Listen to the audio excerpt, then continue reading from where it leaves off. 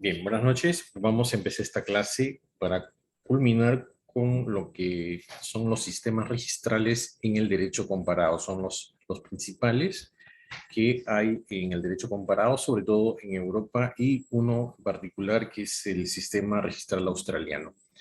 Ya hemos visto el sistema alemán la clase pasada y también el sistema francés. Y ahora nos toca ver el sistema registral español. Es un sistema que ha influido mucho en nuestro sistema registral. Veamos cuáles son, en primer lugar, sus características. La primera característica del sistema registral español es que la transmisión de un bien requiere justa causa o título y la entrega de la cosa. O sea, a diferencia de nuestro sistema, vamos a ir comparando con lo que tenemos nosotros en nuestra legislación. La transferencia de un bien, hay una distinción entre los bienes que son inmuebles y los bienes muebles. En el caso de los bienes inmuebles, en nuestro caso, simplemente basta el título, o sea, basta con el acuerdo de las voluntades, de acuerdo al artículo 949, y en el caso de bienes muebles, con la tradición, o sea, título más la tradición, para que opere la transmisión de un bien. En el caso español, la transmisión de un bien, o sea, tanto bienes muebles como inmuebles, se requiere causa o título, o sea, el documento, el acuerdo entre las partes y la entrega de la cosa. En el caso de un inmueble, puedes entregar las llaves, o en el caso de un bien mueble, con la tradición, con la entrega física de la cosa. La segunda característica es que la inscripción es declarativa de los derechos y su objetivo es simplemente la información a terceros. A diferencia, como hemos visto en la clase pasada, la inscripción en el sistema alemán, por ejemplo, es constitutiva. Es decir, los derechos reales se adquieren en el registro. En el caso español no es así, es muy similar al nuestro. Los derechos reales nosotros los adquirimos fuera del registro. Entonces, en ese sentido, la inscripción es meramente declarativa y su objetivo es simple, su objetivo es la publicidad. O sea, no hay que olvidar que uno de los fines quizás de los más importantes que tiene el registro es la publicidad. Entonces, es la información a terceros, los efectos que va a producir la publicidad. La tercera característica es que un acto inscrito obtiene una presunción de exactitud juris tantum que debe ser destruida para invalidarlo. O sea, acá estamos frente a lo que se llama el principio de legitimación registral, que en su momento lo vamos a explicar más detalladamente. Se entiende que con este principio lo que está en el registro se entiende que es exacto y que es válido a la vez. Pero existe siempre la posibilidad de impugnar judicialmente. Por eso se dice que una inscripción registral tiene el respaldo de los tribunales. Es decir, es una presunción que admite prueba en contrario. Sí, o sea, la presunción es que es exacto, que es válido, pero yo puedo destruir esa exactitud o esa validez porque hay factores que pueden estar, factores que hayan viciado la obtención del título, o sea, hayan viciado el negocio jurídico. Entonces, en este caso, se puede pedir la nulidad del negocio y, por tanto, la inscripción, a su vez, va a quedar nula. La cuarta característica es que tiene plena vigencia el principio de fe pública registral que legitima el derecho haciéndolo inatacable. En el primer caso, o sea, en la característica anterior de la presunción de exactitud juris tantum, se dice que hay una seguridad relativa. O sea, ¿Por qué relativa? Porque puede ser atacada, porque esa presunción, o sea, claro, es válido, es exacto lo que está inscrito, pero puede ser impugnada judicialmente. En el caso de la cuarta característica, tiene que ver con la seguridad en el tráfico.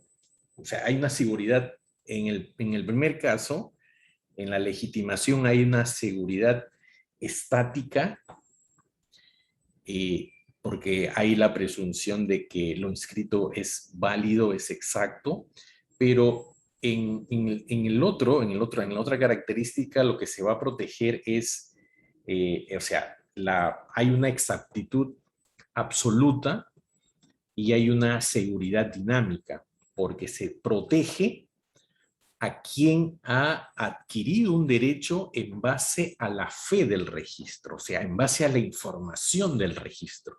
Es decir, si yo voy a comprar un inmueble, ya estoy haciendo las negociaciones con el vendedor, yo a su vez puedo pedir información al registro para determinar si efectivamente la persona que me está queriendo vender un inmueble es el propietario. Y si el registro me dice que él es el propietario, entonces, y yo realizo el negocio en base a esa información, no debería, en principio, eh, o sea, no debería perder la propiedad si es que en algún momento se ataca esta transferencia, o sea, se trata de invalidar la transferencia. Por eso se dice que tiene plena vigencia el principio registral de fe pública que legitima el derecho haciéndolo inatacable. En nuestro sistema está, en la medida de que no sean títulos, adquisiciones con suplantaciones, con nulidades, con negocios nulos o que proceden de un delito, en nuestro sistema, en este caso, no tiene el respaldo no solamente del sistema, o sea, de las normas, sino también es un principio que los magistrados en el Perú lo tienen claro. O sea, si se trata de una cuestión de falsificación o de suplantaciones, no van a tener acogida. Eso hay que tener en cuenta. Y en su momento lo vamos a ver también cuando se estudie el tema de la fe pública registral. Ahora, la quinta característica del sistema registral español es que la inscripción de los derechos de dominio es facultativa. Bueno, eso se sustenta en lo que a su vez tiene que ver con la inscripción, que la inscripción es declarativa. En ese sentido, no es obligatoria en España, o no es obligatoria en España la inscripción registral, pero es obligatoria para la constitución del derecho real de hipoteca. Como es en nuestro sistema, el derecho real de hipoteca en el Perú se obtiene con la inscripción. O sea, se tiene que hacer la formalidad de hacer la escritura y a su vez hacer la inscripción, porque si nos quedamos solamente con la escritura, no hay hipoteca. En ese sentido, el derecho real de hipoteca es constitutiva. En cambio, todos los otros derechos reales es facultativa, porque los otros derechos reales, como ya les he dicho, se adquieren en España al margen del registro. O sea, al margen del registro, los españoles adquieren los derechos reales. Solo una precisión para que tengan en cuenta cuando estamos haciendo estas comparaciones de esos sistemas registrales, están fundadas básicamente en el registro de predios, que es el registro más importante de los sistemas registrales. Bien, entonces, en España, si nosotros nos remontamos a la legislación que se aplica en España, hay mucha legislación desde la Edad Media. Ha habido una serie de normas de carácter registral, pero creo que las normas más importantes es la Ley Hipotecaria Española de 1861, y se establece el tema de la especialidad y la publicidad de las hipotecas. Luego, en el año 1909 se aprueba un Código Civil y ahí también se revuelve el tema del registro. En 1915 se da un reglamento para la ejecución de la ley hipotecaria. En 1927 se modifica el artículo 4 de la ley hipotecaria española. En el año 44 se dan modificaciones al estatuto orgánico de los registradores, y así hay una serie de normas. La última, quizás la más importante, es la de 1982, en donde se modifica también la ley de 1947. Bien, veamos ahora el tema de las ventajas y desventajas que tiene este registro, como hemos visto también las ventajas y desventajas que tiene tanto el registro alemán como el registro francés. Bien, entonces veamos cuáles son estas ventajas y desventajas que tiene, porque no hay sistema registral perfecto. Siempre hay algunas cosas que no funcionan de alguna manera en todos los países. El registro en España es descentralizado, es muy similar al registro peruano o idéntico, porque en el Perú hay registro, en teoría, en cada provincia. O sea, los departamentos tienen provincias y en cada provincia debe haber una oficina registral. Claro, en la Amazonía, en el caso de Loreto, no es así, lamentablemente, por un tema de desarrollo económico. Nosotros teníamos en Loreto, hemos tenido 3 registros: el registro de Maynas, que es el de Iquitos, el registro de Yurimaguas, de Alto Amazonas, y el registro de Requena. Ahora solo también nos tenemos a cargo el registro de Maynas, porque el registro de Yurimaguas forma parte de Moyobamba ahora, y el registro de Requena se cerró porque realmente no tenía la trascendencia, y en Requena seguramente en los 90, cuando se creó este registro en Requena, no tuvo, o sea, no se justificaba que haya un registro por el poco movimiento registral. Entonces, en Loreto está centralizado todo acá en Iquitos, con excepción del Datén y Alto Amazonas, que pertenecen a la Oficina Registral de Yurimaguas, que depende a su vez de Moyobamba. Y en Loreto tenemos el registro de Maynas, Iquitos, que tiene competencia sobre la provincia del Putumayo, la provincia de Ramón Castilla, la provincia de Ucayali, la provincia de Loreto Nauta, la provincia de Requena, bueno, y Maynas.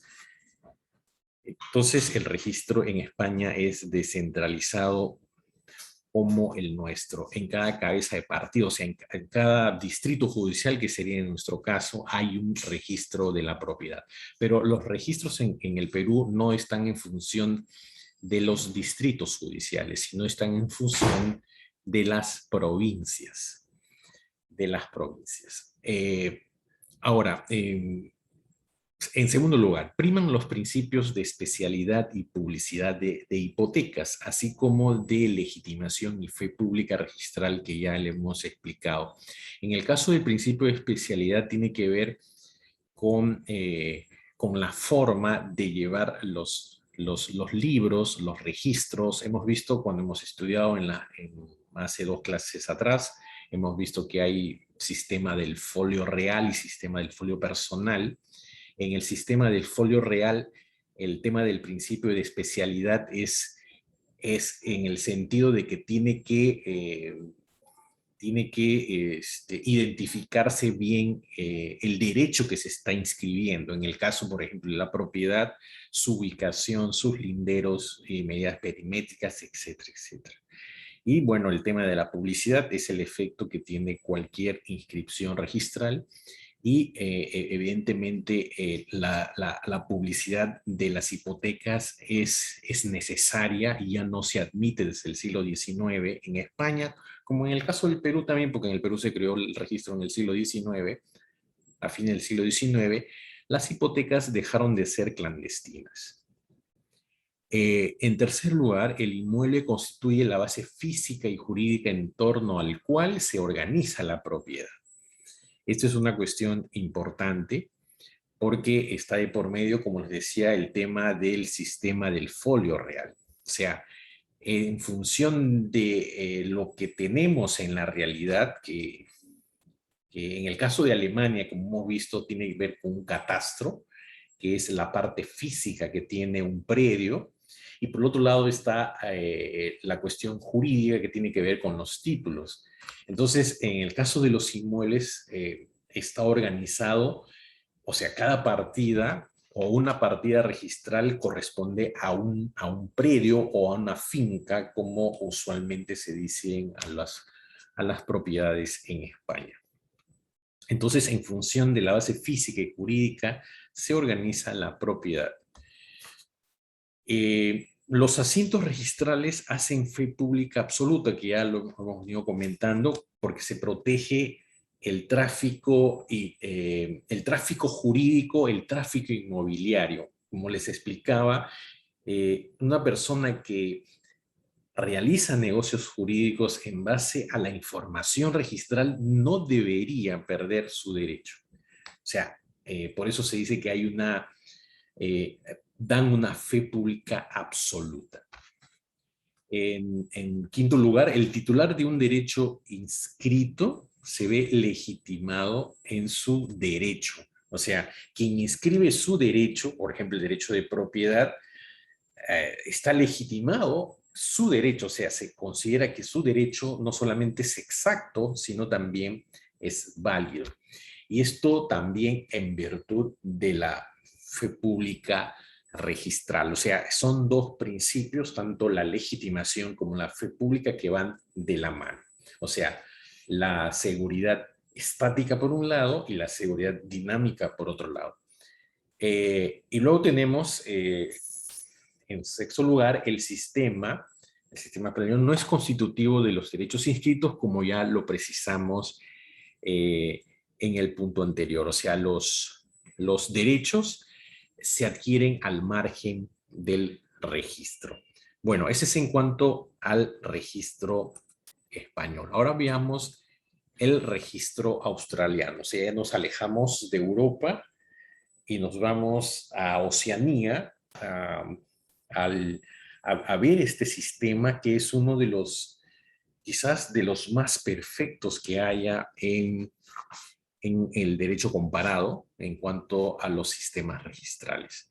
Veamos cuáles son las características de este sistema registral australiano. Pero previamente, solamente para que tengan en cuenta que este registro también se le llama el registro acta de Torrens, porque se debe a Robert Torrens, un inglés, un alemán, me parece que es el que, o inglés, que lo que se hace es eh, eh, transportar, o sea, transportar o tratar de implantar en Australia el sistema registral alemán. Pero al momento de su aplicación y al momento del debate en el Congreso australiano, bueno, salió este registro que se debe, como le decía, al señor Torrens, y por eso se le llama también el sistema Acta Torrens. En verdad, se dice que es uno de los sistemas registrales más perfectos que hay, porque la inscripción tiene sustantividad, publicidad y garantía que el Estado australiano da a quien ha registrado su derecho. Entonces, veamos las características. Uno, el proceso de enajenación se haya sumamente simplificado, pues simplemente es suficiente que los contratantes lleven un impreso de modelo oficial y lo remiten junto con el título a la oficina del registro, quien expedirá un nuevo título previa calificación.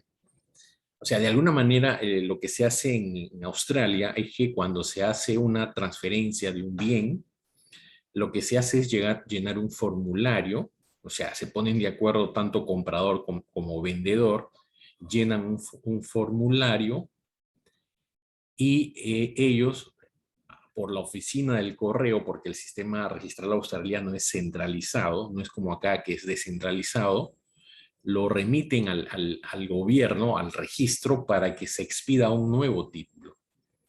O sea, cada transferencia que se da es como una devolución que hace el vendedor a la corona o al gobierno, para que el gobierno a su vez, o el rey, dé un nuevo título. Eso es lo que se da en el sistema de transferencias. La inscripción en este caso es constitutiva con fuerza legitimadora y sustantividad absoluta. Es decir, en el sistema australiano hay una semejanza en este caso con el sistema alemán, que significa que los derechos reales se adquieren con el registro. O sea, le dan legitimidad y sustantividad absoluta.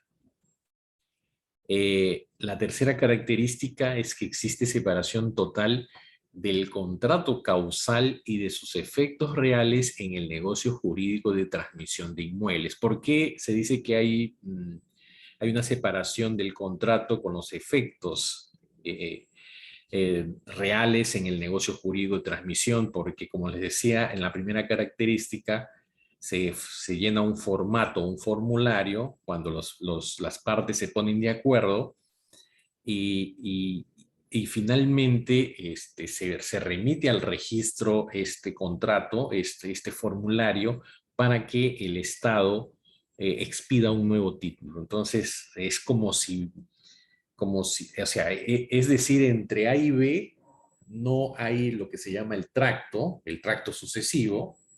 O sea, el derecho de B no emana del derecho de A, sino el derecho de B emana del el Estado. O sea, es como una, entre comillas, primera inscripción. En cuarto lugar, el proceso de inmatriculación se traduce en un título real inatacable, que es la misma inscripción, la cual, una vez realizada, se entiende de la causa obligacional y no puede invalidarse. ¿Por qué se dice que es uno de los sistemas más perfectos? Porque una vez inscrita la propiedad de una persona, o sea, la propiedad, o sea, la compra-venta de una persona, o sea, cuando adquiere un derecho o un derecho real, cuando adquiere una propiedad, una finca, lo que sucede es que es inatacable porque el Estado da un nuevo título. Ya no hay un tema de, ya no, o sea, si la transferencia entre A y B, cuando se han hecho el negocio al margen del registro para la compraventa de un inmueble, si tiene algún vicio, la inscripción va a sanear ese vicio y por eso resulta inatacable, por eso se dice que es uno de los registros más perfectos que hay, porque una vez inscrito un derecho, no se puede anular el derecho como es el caso del Perú, como es el caso de España que acabamos de ver, como es el caso de Alemania. En Australia no sucede eso. Una vez inscrito el derecho no se puede invalidar, es decir, es inatacable. No se puede impugnar una inscripción. En quinto lugar, cada título que suscribe el registrador va liberado de todo posible vicio que tuviera la adquisición, como les acabo de decir, el instrumento y las partes, o sea, tuviera la adquisición, el instrumento, o sea, el documento y las partes contratantes, porque la adquisición puede tener vicios, el documento puede estar viciado y también las partes puedan ser de que no sean los que tengan las capacidades como para hacer negocios jurídicos. Todo eso, cuando el registrador inscribe este nuevo título que expide el Estado, queda liberado de todo vicio. Por eso es uno de los sistemas más perfectos que hay en el derecho comparado. En sexto lugar, la fuerza aprobatoria del título, o probatoria, perdón, es absoluta y contra su contenido no puede prosperar acción alguna. Va de la mano con todo lo que les acabo de decir. O sea, el título prueba absolutamente la adquisición de un derecho, de su contenido, y contra ella no prospera ninguna acción de carácter real. Claro, se puede poner en marcha los órganos jurisdiccionales del Estado, pero no te van a dar la razón, o sea, es perder el tiempo. En séptimo lugar, no existen los principios registrales de legitimación y fe pública registral. Claro, porque ¿por qué no hay estos principios que son quizás los principios maestros o los más importantes que hay en Alemania, que hay en España, que lo tenemos nosotros? Porque, como les decía, el tema es que la inscripción registral, con todo el mecanismo que ya les he explicado, va a sanear el tema de los vicios. Y por eso no hay legitimación y fe pública registral, así de sencillo, porque son principios innecesarios en este tipo de sistema. En octavo lugar, su octava característica es que se funda en la ficción de que en las sucesivas enajenaciones, la titularidad, como les he explicado al principio, vuelve al Estado, que que la toma de manos del vendedor, anulando el título de este y entregando un nuevo título. Es decir, cuando se llena este formulario, lo que hace es anular el título que ha dado al vendedor, anula el título del vendedor y expide un nuevo título al comprador.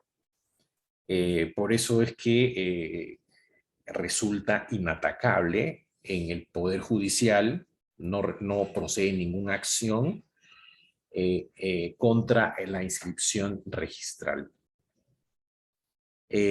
Y finalmente, en noveno lugar, se adopta un régimen de seguros para posibles daños y perjuicios que ocasionan las inscripciones. Evidentemente, vemos que es un sistema casi perfecto, o sea, sin embargo, eh, no hay que olvidar que todos los sistemas y todos los derechos son creaciones humanas y pueden suceder que haya producto de una inscripción registral, de una transferencia, pueden resultar daños contra personas y en este caso, si una inscripción registral ocasiona daños a una persona, evidentemente hay un seguro para resarcir estos daños. Eso es en cuanto a las características. Ahora veamos cuáles son las ventajas y desventajas de este sistema registral australiano. No olviden que es el sistema Acta Torrens. Eh, Primero, hay una perfecta correlación del registro con la realidad física. Eh, en Australia, casi todos los bienes están catastrados, como en el caso de Alemania. Eh, y como ya lo acabamos de decir, cuentan con un fondo de seguro para las indemnizaciones. Esa es una gran ventaja. Tienen un fondo ya asegurado para pagar por los posibles errores registrales que pueda tener una inscripción. Da garantía plena a las inscripciones que se realizan dentro de la normatividad vigente. O sea, la inscripción es una garantía plena de los derechos que se adquieren. En cuarto lugar, supone una correlación exacta entre el catastro y el registro. O sea, si hay una correlación entre la realidad física y la realidad jurídica, entonces esto supone a su vez que hay una estrecha correlación entre el catastro y el registro, como sucede también en Alemania. Ahora, a este sistema se le reprocha por la no existencia de una documentación auténtica que sea acreditada por el notario. Como les he mencionado en la primera característica, es que simplemente para hacer una transferencia de una propiedad se llena un formulario. Los contratantes, comprador y vendedor, o vendedor y comprador, se ponen de acuerdo, llenan el formulario, remiten el título al registro, el Estado anula el registro del vendedor y expide un nuevo título al comprador. Y entonces el notario no tiene ninguna participación en estas transferencias, como es en el caso de, sobre todo los sistemas latinos, del notariado latino, donde hay documentación auténtica, es decir, documentos públicos, como es el caso de las escrituras públicas. Eh, en sexto lugar, la centralización no es buena por la importancia de las funciones y por tratarse de un sistema complicado tanto en materia de inscripciones, ficheros u de expedición de certificados. O sea, lo problemático en Australia, que es un continente, un país muy grande, funciona en una ciudad determinada, todo el registro. Como es la tendencia, alguna vez en nuestro sistema hemos discutido ese tema, cuando se digitalizan todos los documentos, cuando ya se han digitalizado los documentos, imagínate, le estoy hablando hace 15 años, en un Congreso Nacional, un informático nos decía que si se llegan a presentar documentos digitales que con la pandemia se han avanzado enormemente estos tipos de documentos, o sea, con las firmas digitales, con las certificaciones digitales que hacen los notarios. Entonces, el soporte papel está quedando de lado. Por ejemplo, el registro de mandatos y poderes es exclusivamente digital. Entonces ya no se necesita, no se decía este señor, este expositor, que era un ingeniero, me acuerdo, ingeniero abogado, abogado ingeniero, decía que podríamos juntar en una sola ciudad a todos los registradores de poderes o a todos los registradores de propiedad en una sola ciudad, no necesariamente Lima, en una sola ciudad donde o sea, sería un registro centralizado. Y bueno, la centralización siempre al menos en nuestro país, no nos ha llevado a buen puerto. Pero como es un tema técnico, como eso, él decía, bueno, va a facilitar para que los registradores estén trabajen unidos y además puedan establecer unificación de criterios sobre cómo actuar frente a determinadas circunstancias, cómo hacer en determinados actos, cómo trabajar, etcétera, etcétera. Bueno, no sé cómo nos va a deparar el futuro si es que el registro continúa siendo tal como actualmente se maneja. Porque ahora hay sistemas informáticos, hay software, hay una serie de, de elementos electrónicos que con el tiempo probablemente no sé si el registro vaya a funcionar tal como es actualmente. Por ejemplo, el registro de mobiliario de contratos prácticamente ya no va a tener presencia del registro, no va a haber calificación registral. O sea, el trabajo del registro prácticamente de repente ya estamos en nuestros últimos días como registradores. No mañana, ¿no? Pero sí es la tendencia de todo esto es que de repente probablemente ya no funcione, ya no se necesita calificación, se va a modificar en los últimos congresos de derecho registral en el Perú, a todo apunta a eso. Así que eh, hay que tener en cuenta ese detalle. Y eso es un tema de el avance de la tecnología, el avance de todos los procesos informáticos. que se están dando en este siglo XXI. Bien, con eso estaríamos terminando lo que es el sistema australiano. Ahora vamos a ver de manera breve el sistema registral peruano para ir terminando esta presentación y luego conversar si es que tienen alguna pregunta, alguna inquietud, alguna duda, para la próxima semana ya empezar a estudiar lo que son los principios registrales. Entonces, el sistema registral peruano es defectuoso porque se dice que tiene de todo un poco. En verdad, cuando se habla del sistema registral peruano, habría que remitirnos a...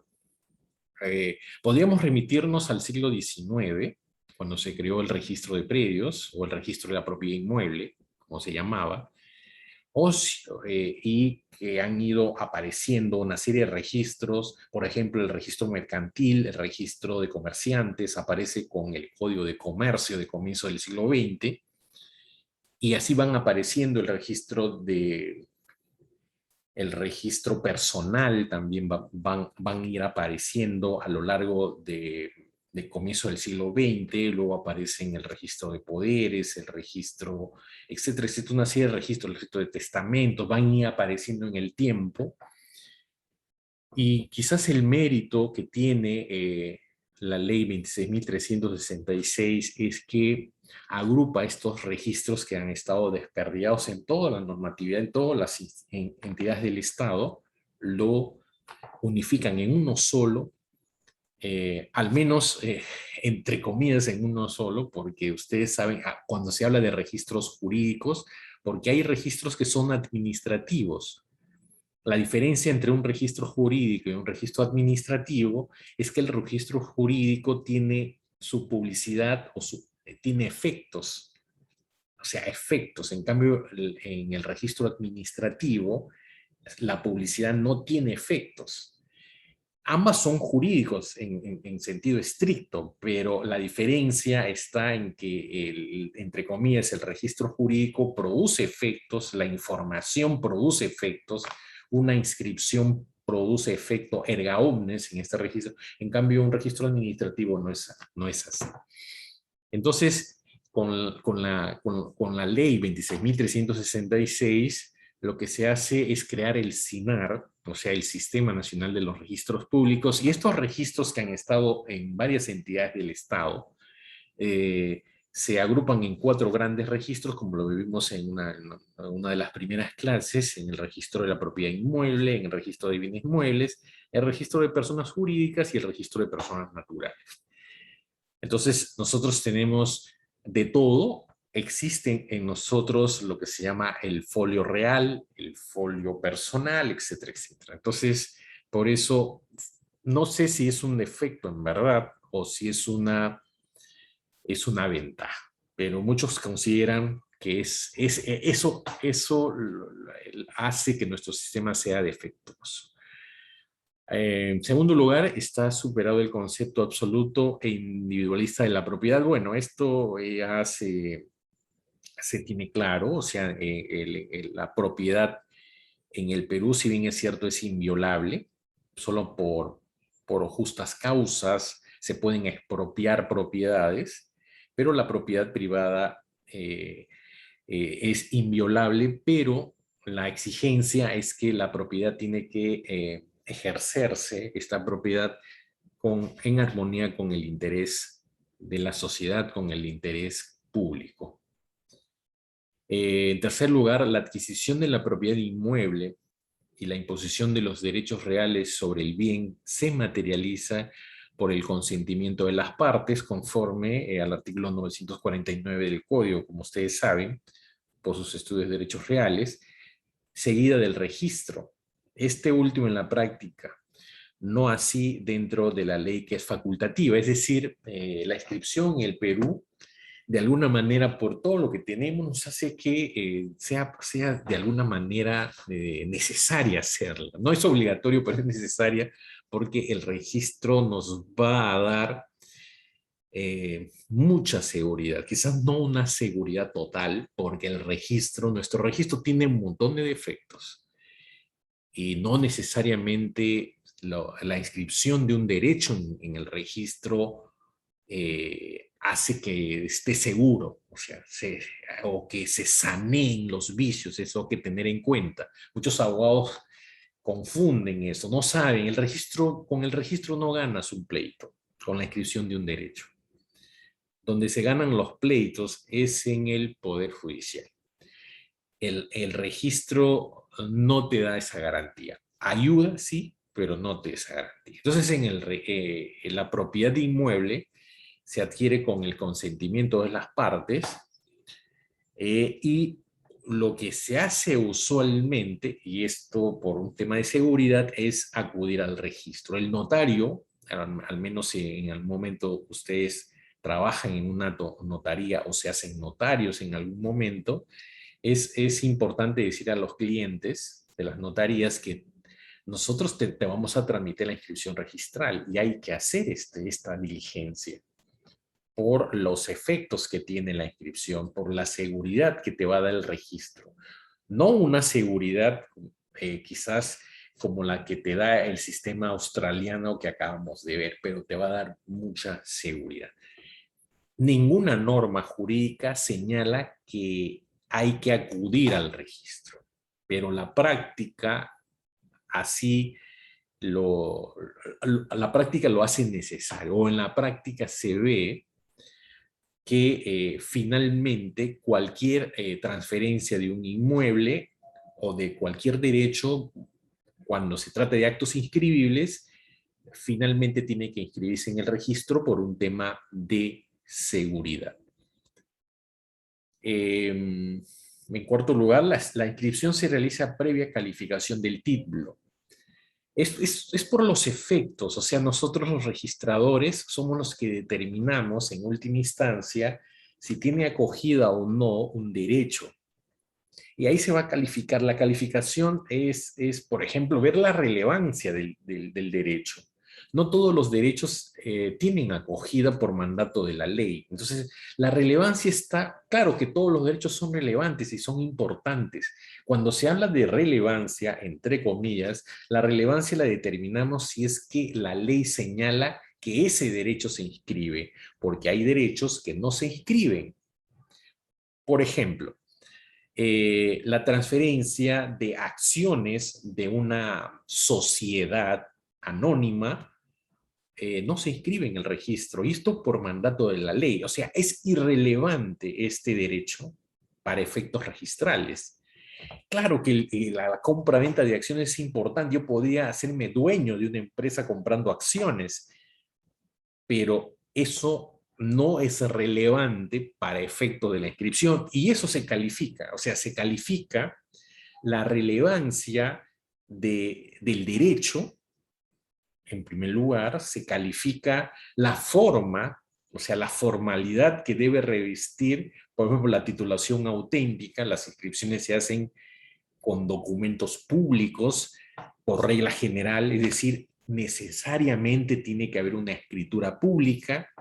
La excepción es que se inscriben con documentos privados u otro tipo de documentos administrativos, pero la regla es que la inscripción se hace con documentos públicos, escritura pública, documentos emanados por una autoridad administrativa en el ejercicio de sus funciones o documentos emanados del Poder Judicial. Entonces, la inscripción se realiza previa a esta calificación y luego se califica si se han cumplido los requisitos que establece cada negocio jurídico. Se califica tractos sucesivos, se califica si no hay obstáculos, porque puede suceder que todo esté perfecto, pero por mandato judicial la partida está cerrada, o porque se ha inmovilizado, por ejemplo, la partida. Ustedes saben que hay un derecho que ahora tenemos los titulares de predios, que nosotros podemos inmovilizar hasta por 10 años una partida registral y por tanto ahí no puede haber fraude si es que tú no has realizado ningún negocio jurídico sobre alguna transferencia sobre la titularidad de tu predio. Bien, entonces toda inscripción se realiza previa calificación y esta calificación, que lo vamos a estudiar en su momento, esta calificación es una calificación rigurosa por los efectos que tiene, ¿qué efectos tiene la inscripción? Tiene efectos de publicidad en primer lugar, lo que se inscribe se publicita, lo que se inscribe, otro efecto es la oponibilidad, o sea, lo inscrito es oponible a los derechos no inscritos y ahí está el tema de la seguridad, ahí está el tema de la ventaja de la inscripción, aunque no lo diga la ley, pero una inscripción hace oponer, o sea, cuando hay un conflicto de derechos, el juez por mandato de la ley va a preferir al derecho inscrito y no al derecho no inscrito. Entonces, es oponible, o sea, tiene mayor relevancia. Otro de los efectos es la legitimación, o sea, se presume que lo inscrito es exacto, es válido, y finalmente el tema de la fe pública. Es decir, si yo realizo un negocio jurídico en base a la información del registro, por regla general, en principio no debería perder mi adquisición. Así se anule, se resuelva, se anule todas las inscripciones o el derecho de donde emane el derecho que yo he adquirido. En quinto lugar, en sus lineamientos generales ha seguido el sistema francés meramente transcriptorio del derecho. Bueno, les decía que nosotros tenemos mucho del sistema español, pero también tenemos mucho o gran parte, sobre todo en el tema de los archivados, la del sistema francés. El sistema transcriptorio, ¿por qué? Se dice, tenemos un sistema híbrido. Les decía, en España, cuando se inscribe un título, se presenta la documentación y lo que hace el registrador, una vez inscrito, una vez redactado el asiento en la partida, se devuelve la documentación al interesado. A diferencia de España, de Francia, donde se archivan los títulos. Por eso se dice que es el registrador francés se lo llama conservador de títulos. Es un conservador de bienes, como también se lo llama en Chile. Entonces, ha seguido el sistema francés en esa parte en que nosotros tenemos que archivar la documentación presentada por el usuario.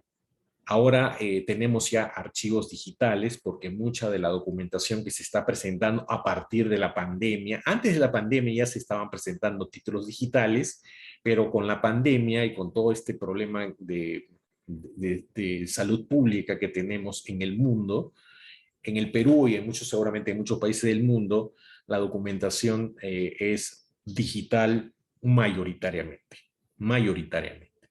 En todos los registros ya se están digitalizando y seguramente en cualquier momento toda la documentación va a tener que ser a través de los sistemas digitales y ya no se va a utilizar papel.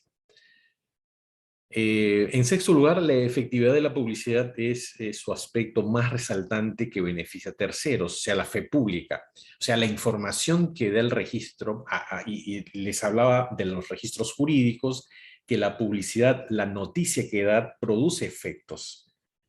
Y es erga omnes, oponible a todos, etcétera, etcétera. Por eso la publicidad es importante y produce fe pública. En séptimo lugar, la inscripción no bonifica ni se en el título. Esto es una cuestión importantísima que deben tener en cuenta ustedes para que no sean esos abogados, no sé si malintencionados o porque no conocen, que creen que con una inscripción van a sanear todo o con la inscripción registral van a ganar un pleito. No, la inscripción no sanea el título en el Perú. Porque, si bien es cierto, legitima, está legitimado, pero eso pero es una legitimación, es una presunción, o sea, lo exacto, lo válido, es juris tantum, o sea, admite prueba en contrario. Te dicen, si es válido, si es exacto, y tú puedes decir, ir al Poder Judicial y decir, no es válido, no es exacto por estas razones, y se discutirá esa impugnación y de repente probablemente, y en muchos casos se ve que efectivamente la inscripción queda sin efecto. El juez anula una inscripción, anula un derecho que se adquiere fuera del registro y a su vez la inscripción registral. Así que las inscripciones no van a sanear cualquier tipo de vicio o defecto que tenga el derecho o que tenga el título. Y finalmente, la organización del sistema registral peruano es territorial descentralizado, o sea, a manera del sistema alemán, del mismo español. Se pretende dotarle de catastro, estamos en esa tarea. En verdad, como creo que les comentaba en una de las primeras clases, nosotros no tenemos un catastro. Nosotros, el registro no hace catastro. Los que hacen catastro son otras entidades del Estado, como en el caso de los gobiernos locales, las municipalidades tienen la obligación de hacer un catastro.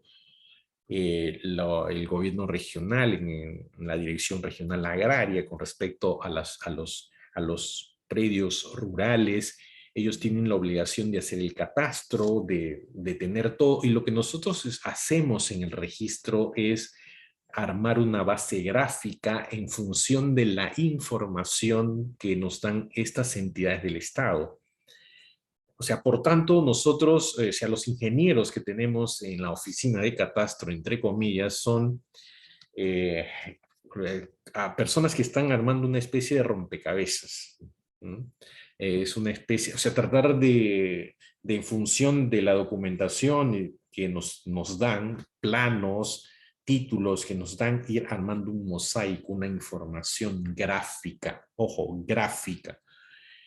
La idea es dotarle eso. Nosotros no tenemos, en el Perú no tenemos un catastro perfecto. En el Perú no todos los bienes, o sea, no todo el territorio peruano está catastrado. Hay una inmensa cantidad de territorio peruano que no está al margen de catastro. Entonces, hay mucho por hacer. Hay mucho por hacer todavía en nuestro sistema registral, sobre todo en el tema territorial, en el tema de la propiedad inmueble. Bien, con eso estaríamos terminando esta parte de la presentación. Entraríamos a una segunda parte, que es la parte de las preguntas o comentarios que ustedes tengan